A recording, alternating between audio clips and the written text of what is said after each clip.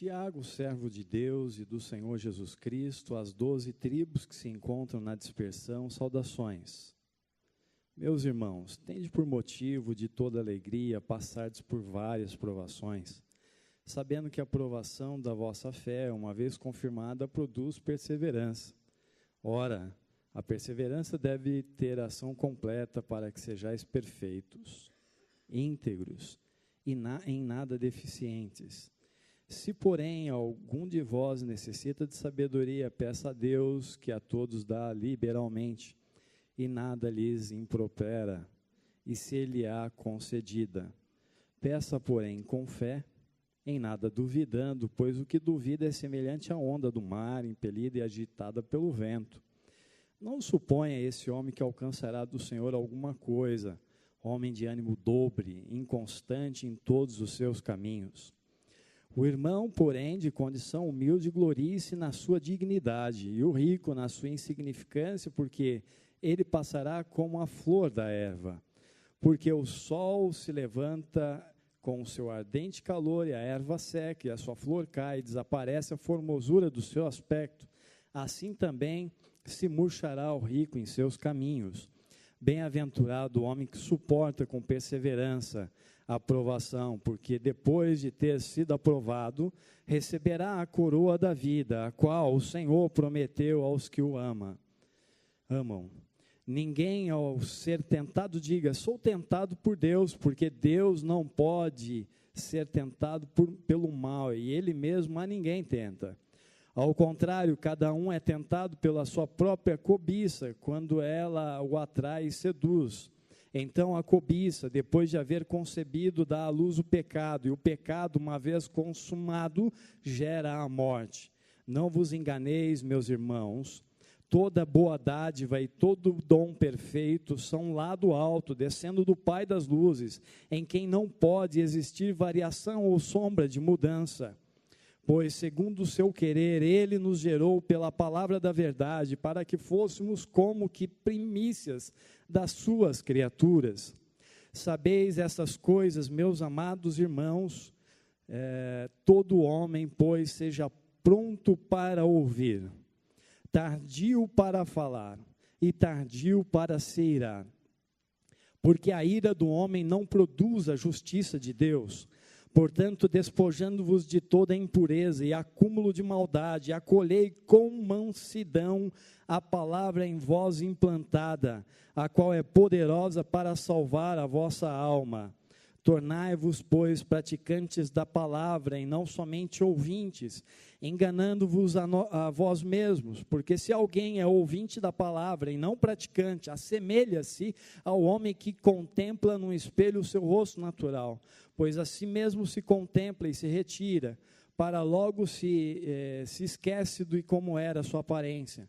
Mas aquele que considera atentamente na lei perfeita, lei da liberdade, e nela persevera, não sendo ouvinte negligente, mas operoso praticante, esse será bem-aventurado no que realizar.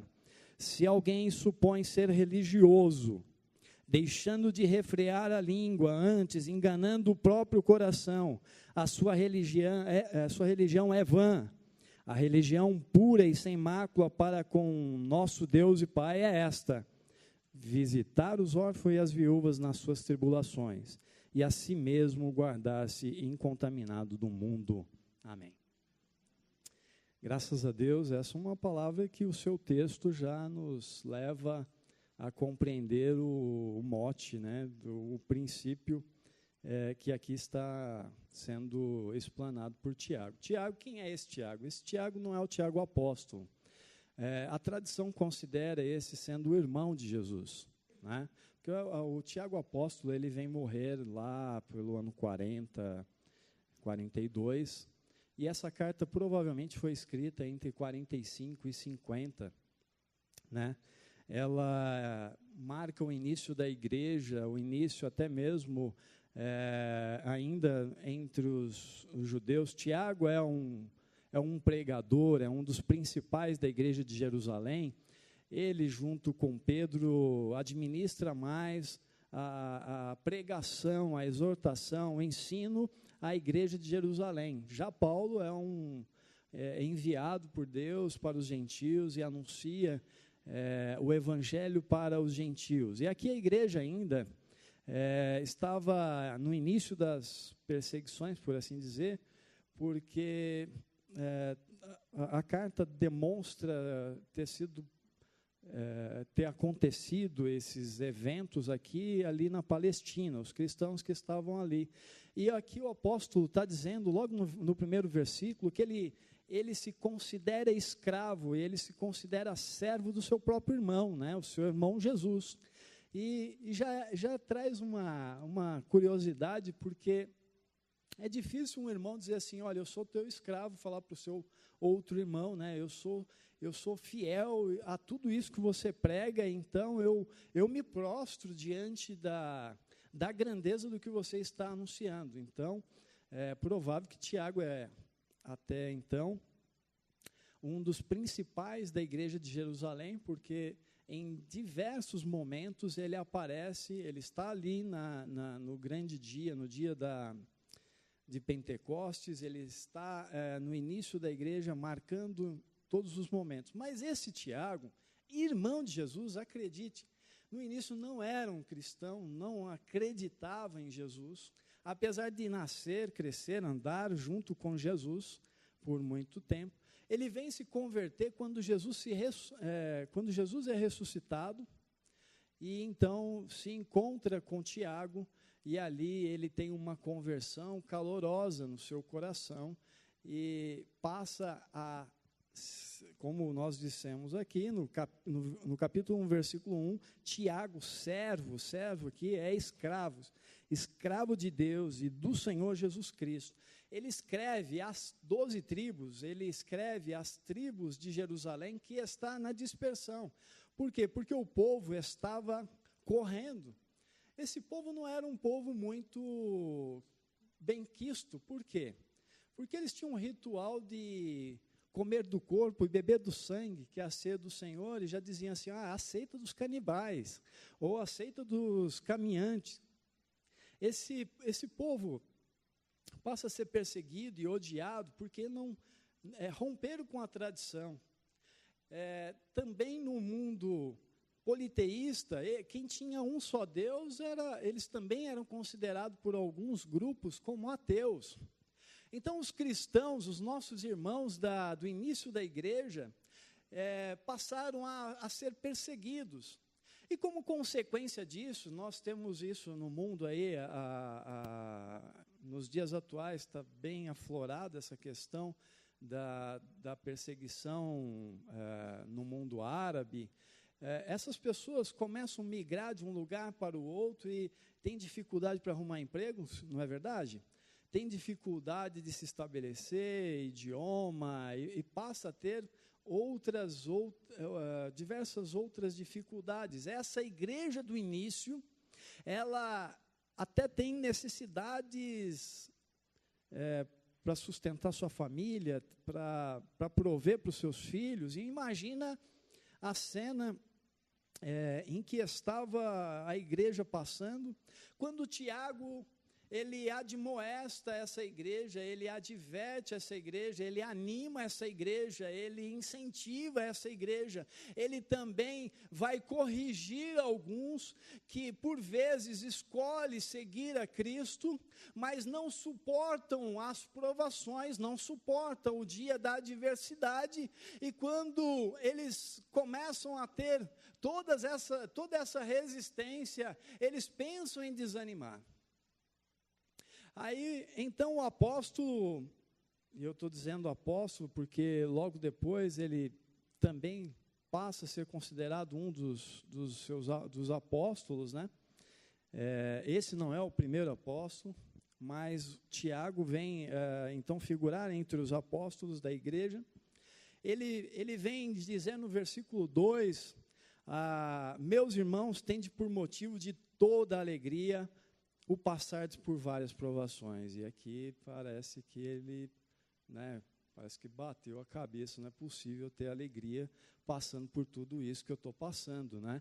E talvez você também diga a mesma coisa quando você está lá desesperado com tantas necessidades, ou quando o desemprego bate a porta, ou quando alguma coisa falta, ou quando você não entende a sua esposa, quando sua esposa não entende você, quando você não entende seu filho, e quando seu filho não entende você, quando você não entende seu patrão, e seu patrão muito menos entende você.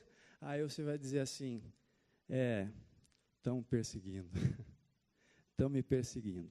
O fato é que, segundo as Escrituras, o cristianismo é marcado por momentos de privações, de provações, e escolher viver essa vida em Cristo, e entender que Ele morreu no nosso lugar, e que nós temos a coroa da vida, ou então a vida como coroa, né? Porque lá no final nós teremos a vida eterna, e essa é a nossa coroa.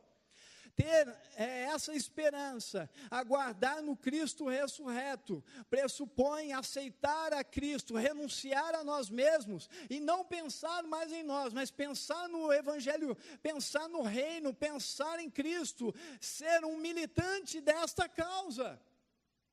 Ora, a igreja estava passando por privações, e aqui o apóstolo vai dizer, logo no versículo 3, que sabendo que a provação da vossa fé, uma vez confirmada, produz perseverança.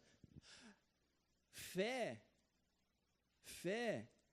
é algo que nos condiciona a acreditar que os dias vão se passar, que o momento difícil vai passar, e nós vamos triunfar sobre ele. Nós sairemos, como diz o versículo 4, né? Ora, a perseverança deve ter ação completa para que vocês sejam perfeitos, completos e íntegros, maduros. Temos que assimilar o golpe, temos que assimilar as dificuldades, temos que ter crescimento diante das lutas, porque no momento da angústia, no momento da luta, foge a teologia. Sabe por quê? Porque você fica lá está passando por dificuldade e desespero, você não fica lá pensando, nossa, eu vou meditar aqui no versículo tal. Não, a coisa é difícil. Veja o nosso irmão Jó. O nosso irmão Jó perdeu tudo, perdeu sua família, perdeu seus bens, perdeu toda a estabilidade, perdeu sua própria saúde. Ele lamenta o dia em que nasceu. Lamentar as nossas dores, as nossas chagas, a dor da perda, a ausência de providência, não é pecado. Mas saber que nós temos que continuar abraçado com o nosso Cristo, e amadurecer é a partir desse momento, como diz Tiago, passando por isso e tendo alegria por passar por provações. Essas provações é que vão nos projetar para uma grande vitória. São essas provações que vão nos tornar cristãos maduros. São essas provações que vão nos tornar mais fortes, vão evidenciar o testemunho de Cristo em nossas vidas. É necessário, irmãos, alcançar a maturidade cristã. E a maturidade cristã é estar dando dízimo, oferta, dando glória a Deus, abraçando, orando por um, orando pelo outro, testemunhando, indo na coinonia, indo na escola dominical, sim, nos dias bons, mas também nos dias ruins. Também nos dias ruins. A igreja de Jerusalém vivia essa dicotomia de eu estou bem, eu aceitei Jesus alegre, eu entendi que Cristo morreu por mim, que eu necessito evidenciar o Evangelho. Só que quando chega o dia da adversidade, ele renuncia a Cristo. Ele diz, quer saber de uma coisa, eu vou viver isso aí que nada, eu vou ficar aqui passando dificuldade, passando privação, que nada. O Evangelho, essa epístola de Tiago jamais poderia ser pregada ou escrita nos dias atuais. Por quê? Se você tiver com dificuldades, você vai lá na seção dos 300 e alguns, que eles vão orar e essas dificuldades não vão mais te perturbar. Ou então, se você comprar o óleo lá, não sei de onde, esse óleo tira tudo, a vassoura também varre a vassoura ungida também varre essas privações, essas dificuldades. Mas o apóstolo escreveu lá em Jerusalém, lá valia a pena. Sabe por quê? Porque a igreja não tinha essas bobageiras para tirar a visão, cegar o entendimento. Irmãos, a igreja de Cristo, desde o início, vive momentos de dificuldade, mas o povo se abraçava, o povo se unia e seguia Cristo com alegria, perseverança, e os apóstolos estavam instruindo a igreja, e a igreja recebia, e a igreja caminhava, e glorificava o nome do Senhor, e era testificado maravilhas no meio do povo. Aonde está a nossa fé? Porque qualquer evento que acontece, qualquer dificuldade, nós passamos a renunciar. Você quer saber, eu não sou tão cristão assim não, porque o camarada passou na minha frente, eu já xinguei ele no trânsito. Eu estou todo momento julgando o Senhor como se ele estivesse no banco dos réus. Muitas vezes eu coloco o Senhor sobre julgamento. Será que vale a pena crer em Cristo? Será que vale a pena seguir um caminho tão difícil? Eu quero te dizer o seguinte: se você quer moleza, você quer estar por cima, se você quer viver só alegria, torce para o timão. Mas se você quer viver um caminho que leva para a eternidade, leva para o céu, então aceita Jesus. Eu espero com cuidado, com alegria por esse momento. Você, irmão, assim como eu, vive mais momentos de dificuldade, de tristeza, do que momentos de alegria. Todos nós, quando constituímos uma família, nós pensamos nos momentos de alegria. Poucas pessoas entendem que vão ter que batalhar bastante para chegar lá no final. Nós temos no cenário, eu não sei no mundo como é, mas no brasileiro aqui, pelo menos eu acho que 50% das famílias se desmancham. E quando se desmancham, quando eram 2, agora já eram 3, eram 4. E aí, várias pessoas saem feridas. Parece que nós estamos aqui para o que der, só para o que der. Só para aquilo que me favorece. Só para aquilo que me exalta.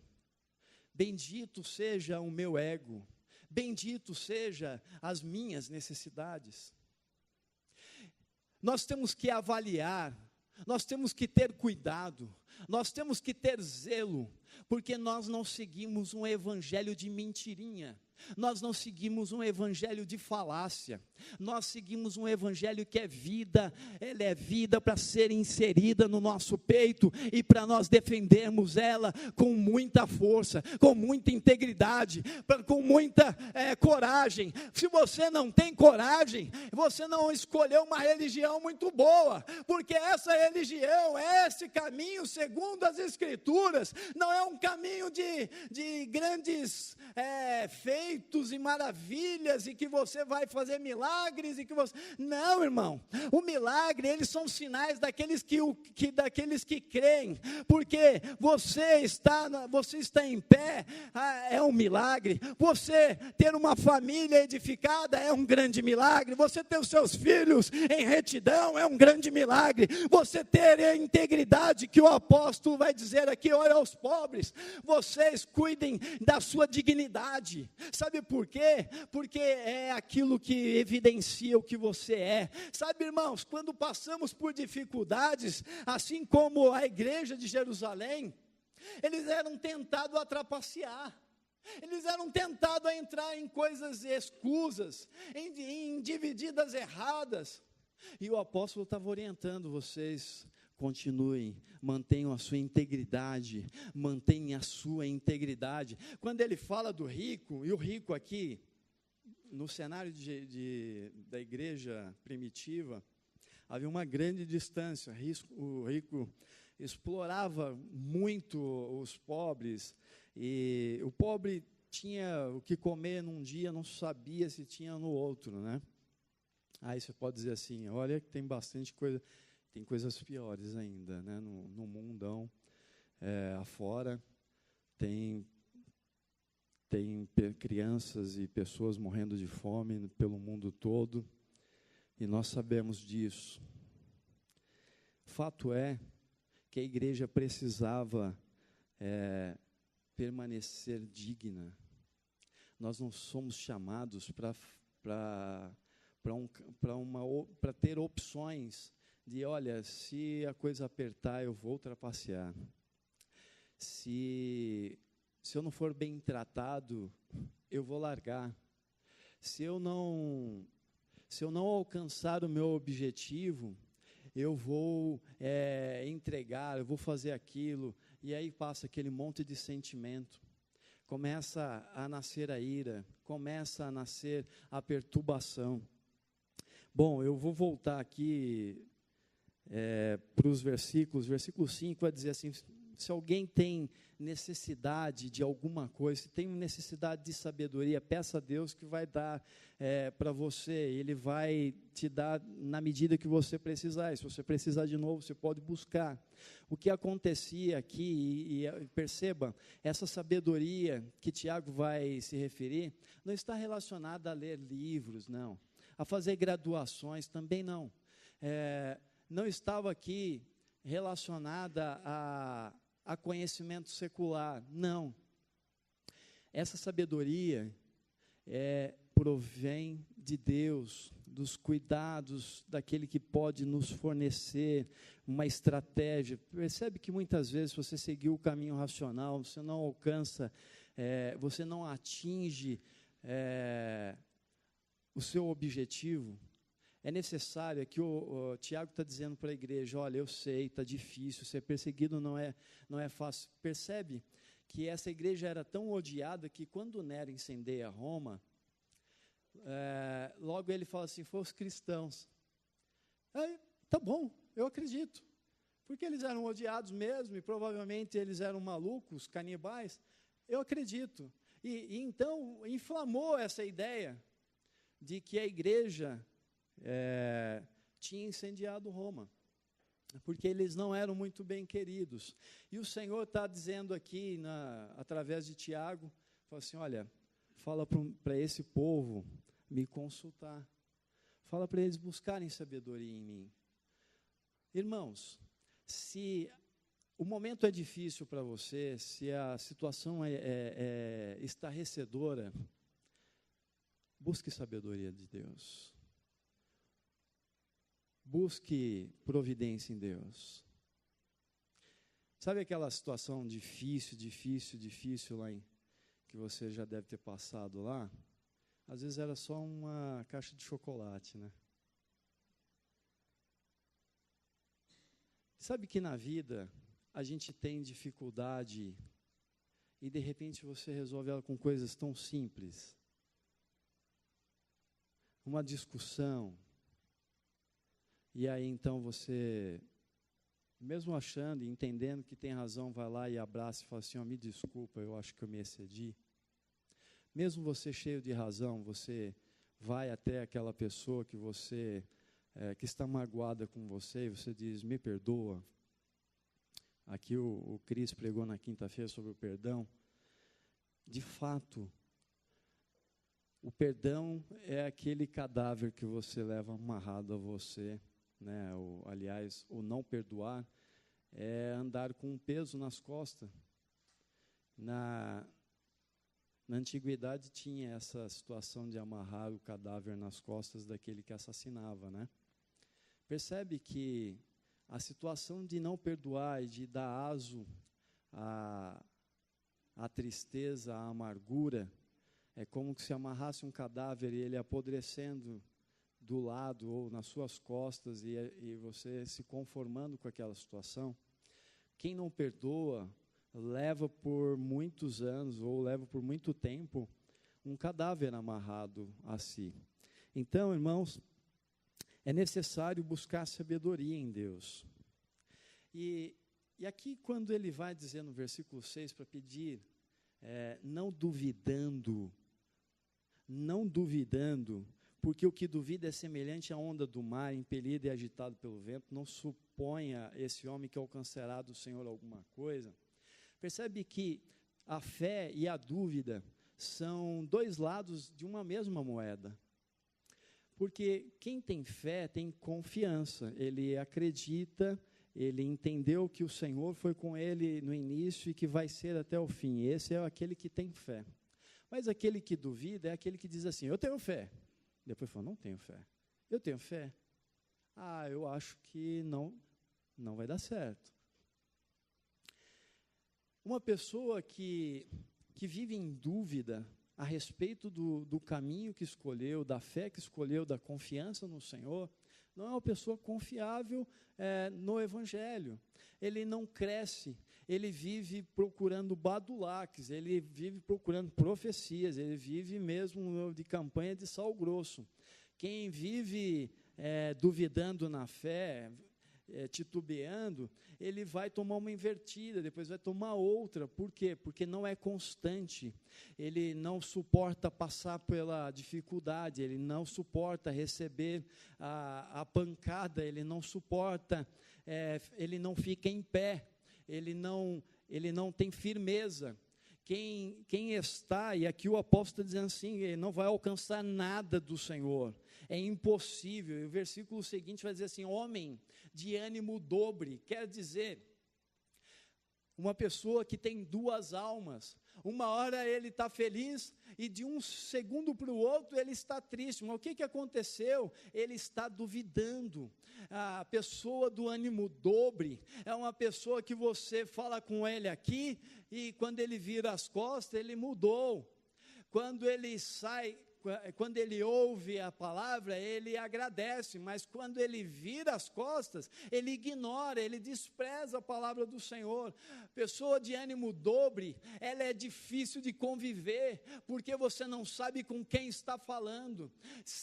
Ter o ânimo dobre é difícil, porque quando nós estamos tratando de algo tão sério, de tão genuíno, você não sabe se essa pessoa vai caminhar mais um passo com você ou vai dar de costa. É uma pessoa inconstante, que não persevera, uma pessoa que renuncia e anuncia que é cristão, mas envergonha o caminho daqueles que creem do que dá testemunho. O apóstolo está dizendo que essa pessoa, homem de ânimo dobre, inconstante em todos os seus caminhos, ele precisa ter uma atitude, ele precisa mudar esse caráter, precisa fundir nele a renúncia pregada pelo Evangelho, para que nós sejamos igreja do Senhor. Não podemos ter duas faces, não podemos ter dois caráteres, não podemos ter duas posturas diante das Escrituras. Versículo 9 diz, o irmão, porém, de condição humilde, que eu disse aqui, precisa perseverar, gloriar na sua dignidade. O rico precisa entender que um dia ele pode ter mais, no outro dia a economia pode.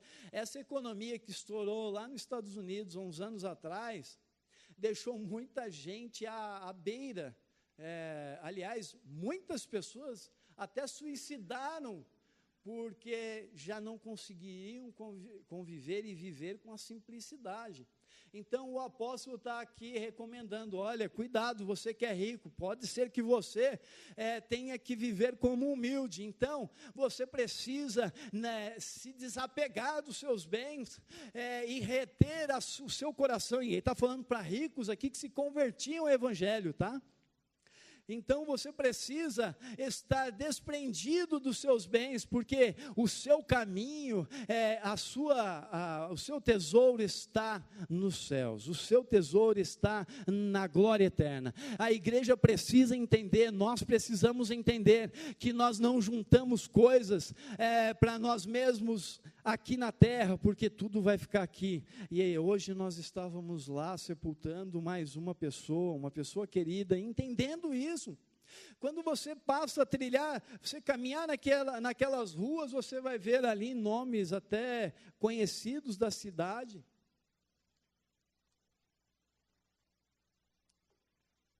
Mas que todos tiveram o mesmo fim. O apóstolo está advertindo a nós: cuidado onde você está colocando o seu coração. Bem-aventurado o homem que suporta com perseverança a aprovação, porque depois de ter sido aprovado, receberá a coroa da vida, a qual o Senhor prometeu aos que o amam.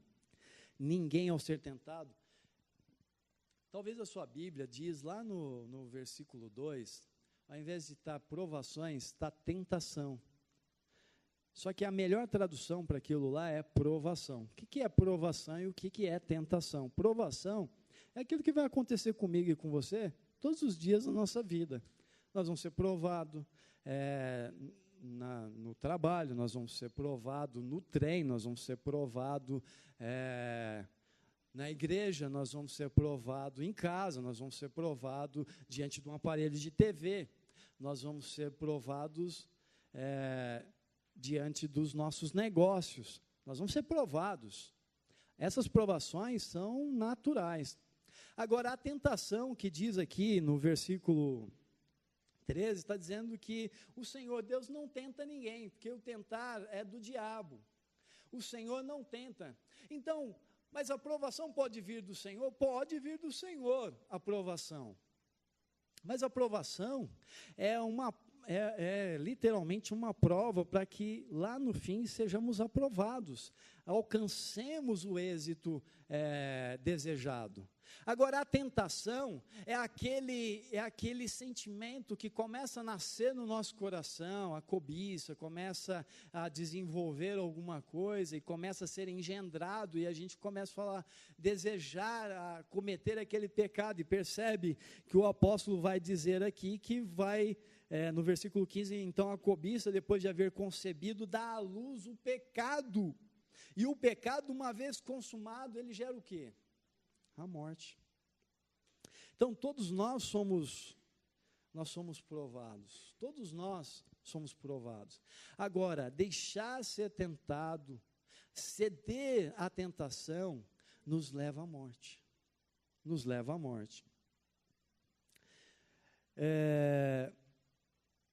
A questão seguinte: não vos enganeis, meus amados irmãos, toda boa dádiva e todo dom perfeito completa esse raciocínio, porque o Senhor não tenta ninguém, mas percebe que no versículo 17 vai dizer assim, que de Deus a boa dádiva, toda boa dádiva e todo dom perfeito são lá do alto, descendo do Pai das luzes, em quem não pode existir variação ou sombra de mudança. Já no versículo 19, sabeis essas coisas, meus amados irmãos, todo homem, pois, seja pronto para ouvir, tardio para irás. Existe uma ferramenta que você vai aprender aí nos cursos da vida de comunicação, que você deve primeiro ouvir, e depois, no seu momento, você vai falar. E ela é bem antiga, né? Que nós estamos falando aqui, 50 da era cristã, Tiago estava dizendo, e certamente está repetindo um conselho muito comum. Não mudou. Não mudou na era dele, na anterior e nem na nossa. Porque quando você fala, você dá arma ao seu inimigo. Quando você fala, você dá arma ao seu inimigo. Aí ele te ouve, aí ele te dá a resposta já para tudo aquilo, né? Então, seja tardio para falar. Ouça mais. Ouça mais. O apóstolo, ele não dá doutrina, Tiago não dá doutrina, ele dá conselhos práticos. Essa carta de Tiago, essa epístola de Tiago, ela demorou para entrar no canon bíblico. Ela entra lá pelo século IV, lá 396 depois de Cristo. Martinho Lutero, já na Reforma, século XV, XVI, não me lembro, ele exclui a carta de Tiago da tradução da Bíblia que ele faz para o alemão. Depois ele vem reconsiderar, e alguns depois demoram. Por quê? Porque ela é uma carta universal, ela é uma carta com conselhos práticos e não com doutrinas. Percebe que o apóstolo, ele se coloca como um amigo e como um zelador do evangelho, e vai chamar os cristãos à responsabilidade e a instruir a que o povo não esmorecesse diante da perseguição. Aqui ele está dizendo assim, olha, faça o seguinte, pense, ouça, e depois fala. Irmãos, quantas lutas a gente já não perdeu por falar demais? Quantas batalhas você não perdeu por falar demais? Quantas pessoas feridas não saíram do seu falar demais, do meu falar demais, do nosso falar demais? Quantas vezes, ao sair de uma discussão, de uma reunião, você diz assim, eu devia ter falado menos, né? Eu devia ter falado menos. Um dia, pensando sobre isso, eu fui para uma reunião em que certamente seria fritado. E eu falei, Senhor, me dá graça do céu, porque aqui da terra vai faltar. Aí o diretor no banco do lado do táxi falou assim, fala para mim o que você vai falar para eles. Eu falei para ele, olha, eu vou ouvir, e se der eu falo. Aí eu não sei se Deus tocou no coração dele também, ele falou assim, é uma boa, hein? Aí a gente chega para a reunião, eles estavam todos envaidecidos e começaram a falar de si. A reunião durou 1h30, eu falei 5 minutos. E eu vi que eles não estavam preocupados com o problema. Então, eu falei para eles qual era a solução. Ponto. Não vamos falar de quem é a culpa. Vamos falar da solução. Falamos da solução, acabamos a reunião, todo mundo saiu feliz, o patrão saiu feliz. E eu consegui dormir em paz. É necessário ser tardio para falar. Se possível, não fale. Não fale. Dizem que numa discussão, sempre um está errado. E a outra é a mulher. Então, você seja tardio para falar.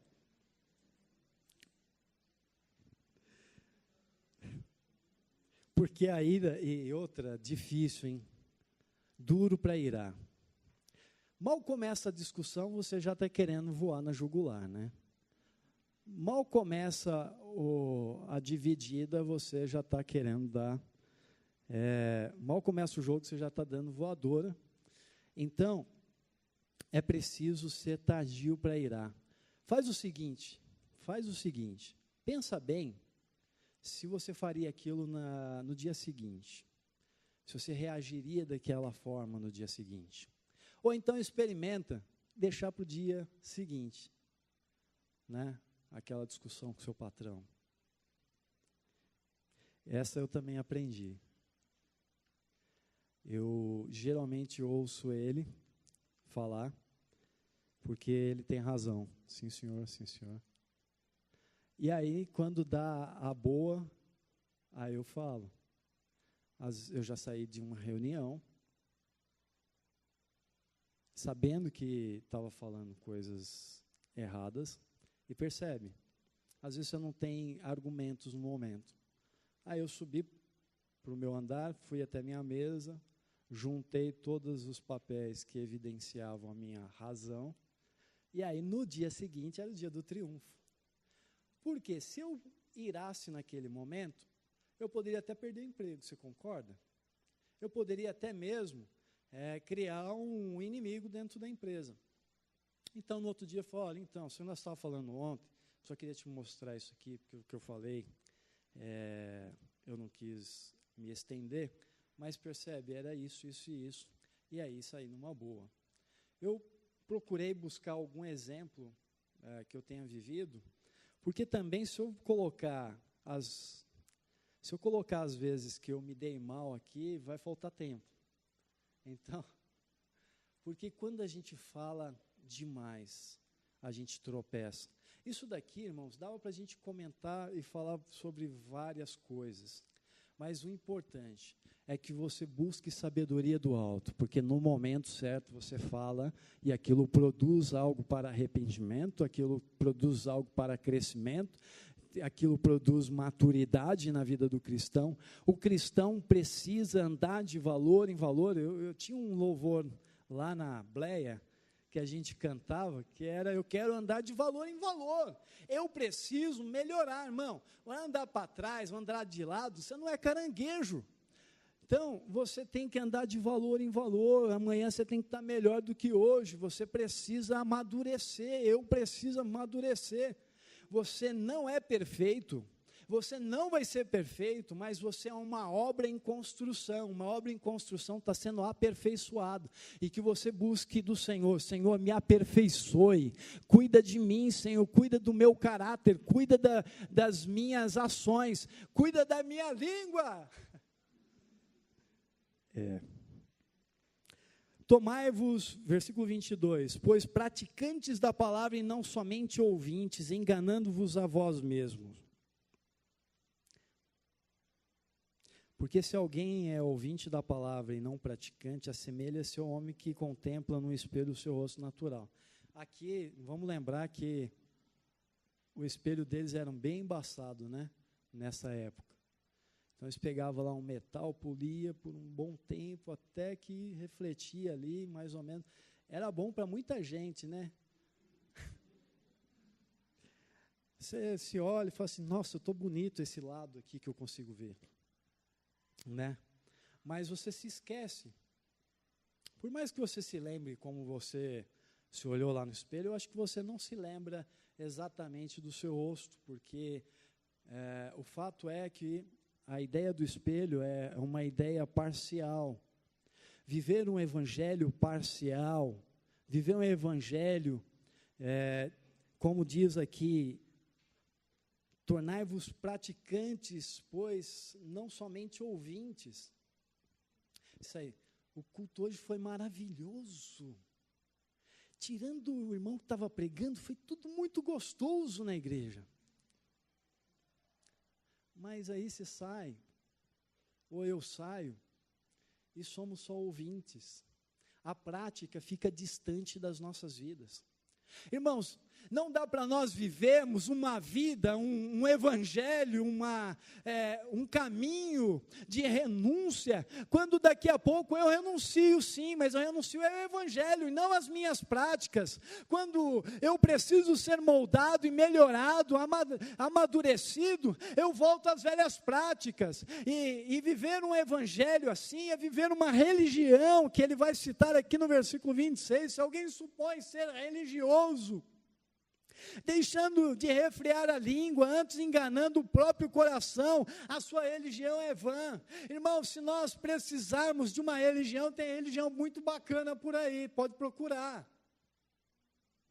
O evangelho é de boas novas, nós temos que ser praticantes. Como? Nós, nos dias da adversidade, temos que dar testemunho que a minha forma de agir é diferente da do mundo, que a minha forma de tratar a minha esposa é diferente da do mundo, que a minha forma de tratar os meus filhos, as minhas filhas, é diferente da do mundo. Eu tenho que evidenciar que o caráter de Cristo imprimiu em mim dignidade. Eu tenho que evidenciar que o evangelho é uma prática, que eu tenho que pregá-lo, que eu tenho que anunciar a Cristo. É muito bom vir para as reuniões de domingo, é muito bom vir nas reuniões da igreja, mas, irmãos, melhor ainda é ser cuidadoso, ser um praticante, ser um serviçal da obra do Senhor.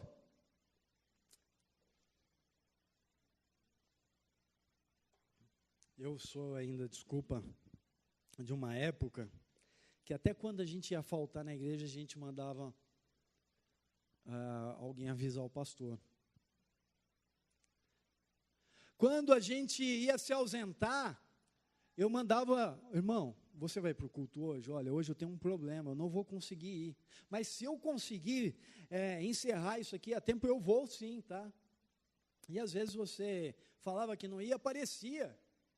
Aparecia no meio, porque precisava, mas ficava contristado, porque queria estar no meio da comunhão dos irmãos, porque queria estar dividindo os momentos de felicidade do Evangelho, mas parece que a felicidade do Evangelho é quando Ele me serve. Poucas vezes eu quero me dar a serviço dEle. Poucas vezes eu quero deixar Deus usar a minha boca, poucas vezes eu quero deixar o Espírito Santo tocar em mim, e eu conseguir transmitir a vida, verdade, testemunho de fé para os meus irmãos. Poucas vezes eu estou me deixando domar pelo Espírito, ser cuidado pelo Espírito. Eu não estou te chamando aqui para ser sentimental, ao sentimentalismo, porque o sentimentalismo é complicado. Quando nós vivemos uma fé baseada no sentimentalismo, você vai dizer assim, o culto não foi bom, então essa semana eu vou fazer de qualquer maneira. Ou, hoje eu não estou legal, eu levantei com o pé esquerdo, né? Porque tem disso também. Tem que levantar com o pé direito. Eu levantei com o pé esquerdo, quer saber que todo mundo se exploda, eu não estou bem, e aí eu começo então a renunciar esse evangelho, e renunciar uma religião, e eu estou preocupado em ser religioso, mas o Senhor falou assim, olha, se você está preocupado com a religião boa é essa, e a pura religião é essa, você vai servir ao necessitado, que na ocasião aqui, o órfão e a viúva não tinha nem quem trabalhasse por eles. Então, ajuda lá o necessitado, você ajuda, você levanta aquele que precisa. Eu quero encerrar aqui com um trecho, aliás, com a mensagem do pastor Gerson Borges, essa semana, que falou algo a respeito. Se a palavra evangélico já está cansada, em crise e se tornou problemática, imagine a expressão evangélicos não praticantes, pois está em voga. É uma categoria crescente nos relatórios do censo religioso, das amostragens do IBGE e afins. Muito triste, não faz sentido algum. Aliás, evangelho não praticante é como água seca, bola quadrada, reta torta, uma contradição de termos. Para quem se dedica a pensar o tema, a coisa tem a ver, entre outras considerações, com o tiro no pé, que é o projeto megalômano do neopentecostalismo, baseado numa religião de água com açúcar total. Abatida, combatida, discutida e famigerada a tão rasa teologia da prosperidade, que, dentre outros absurdos, propõe o seguinte: crente não sofre, crente tem de ser rico, crente não fica doente ou só, muito menos deprimido ou desempregado. Se você está desempregado nessa ideia, você não é um crente genuíno, né? Isso não pode ser mais falso, basta ler as Escrituras. Jesus sofreu, Jesus não era rico, Paulo ficou doente, foi abandonado por muitos falsos irmãos e amigos reais. Sansão, Elias, Davi, Jeremias, essa gente toda de Deus, guerreiros do Senhor mesmo, ficaram deprimidos e passaram pelo deserto, pela noite escura da alma. Na expressão fabulosa de João na cruz, e daí? Saíram mais fortes e renovados e nos ensinaram que podemos ser fiéis a Deus e vice-versa. Aliás, ele é muito mais fiel e não sermos necessariamente felizes no conceito, nos valores desse mundo vão, hedonista, de gente vazia e egocêntrica. Pense bem, você deve ser terrível voltar-se para dentro de si e não achar nada, só um vão, só um buraco espiritual, afetivo e existencial.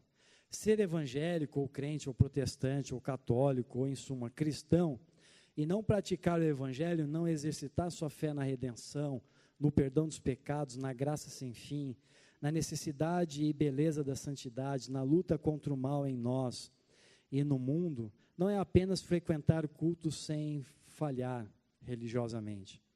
É não encontrar Jesus na balbúrdia do trânsito, no lufa-lufa da agenda, no monte de contas para pagar sem um dinheiro correspondente, no escuro ansiolítico e depressivo da madrugada, insone, no olhar do pobre pedindo pão e amor no farol.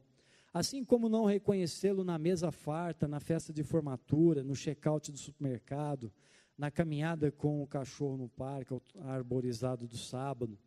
Praticar o evangelho é crer e agir, crer que a graça é tudo, melhor que a vida, que o perdão é real e possível, que a partilha é mandamento inadiável, que o afeto é sagrado, que a igreja não é para o domingo, é um relacionamento forte, santo, intencional, perseverante e bíblico, com outros praticantes do evangelho da graça, gente que espalha que o reino, governo, domínio, vida, revolução do Senhor ressurreto, já está aqui, está vindo com gás e força total.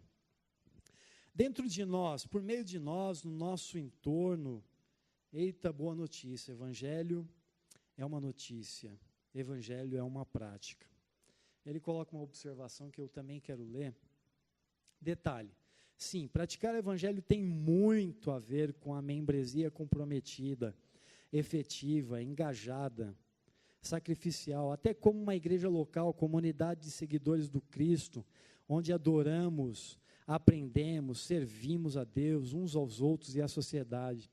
Espiritualidade, carreira solo, é piração pós-moderna, cristianismo que virou suco, é liquefeita, como diria Bauman.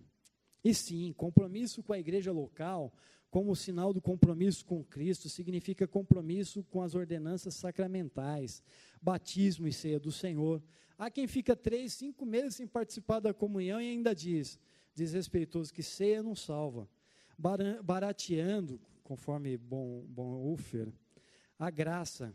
Eu digo com temor e tremor, tenho dificuldade em pensar que alguém que diz que ceia não salva, foi salvo.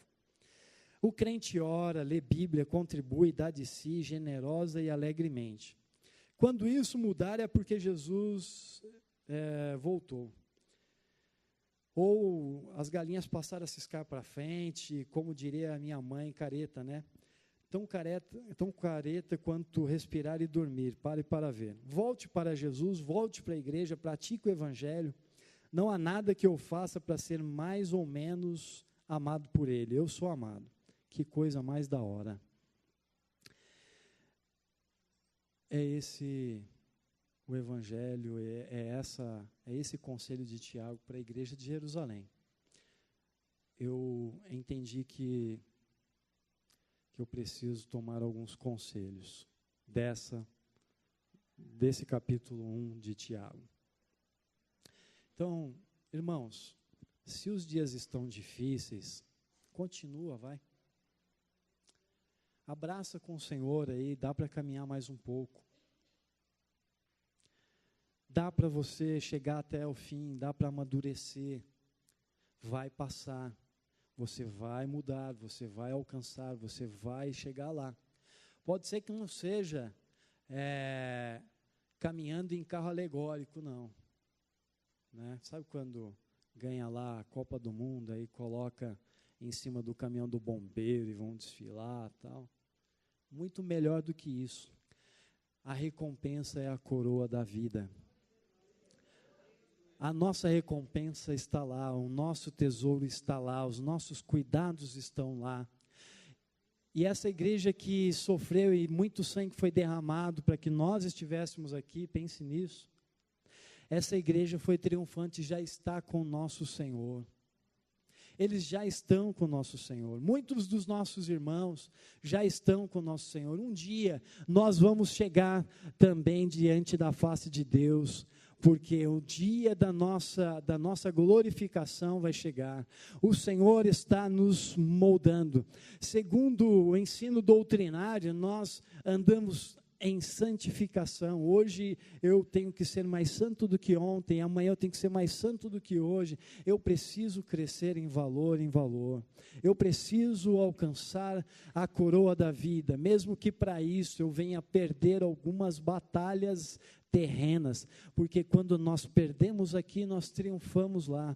Quando nós padecemos aqui por causa do Evangelho, pelo Evangelho, enxergando o Evangelho, buscando sabedoria, então quer dizer que lá nós vamos alcançar a nossa vitória. O Senhor está nos ajudando, o Senhor está no nosso apoio.